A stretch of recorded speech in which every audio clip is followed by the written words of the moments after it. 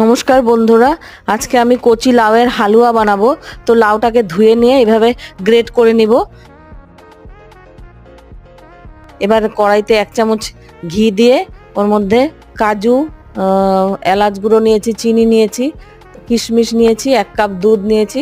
তো ঘিয়ের মধ্যে কাজু আর কিশমিশটাকে অল্প ভাজা ভাজা করে নিয়ে লাউটা ওর মধ্যে দিয়ে দিব। লাউটা কেটে রাখলে একটু কালো কালো হয়ে যায়, ও কিছু হবে না। তো এটাকে ভাজা ভাজা করব একটু ঘিটার মধ্যে দিয়ে। লাউটা একটু ভাজা ভাজা হয়ে গেলে ওর মধ্যে 1 কাপ দুধ আমি দিয়ে দিলাম। দুধটাকে এবার নাড়াচাড়া করে শুকাবো, তারপরে আমি চিনিটা দিয়ে দিলাম ওর মধ্যে।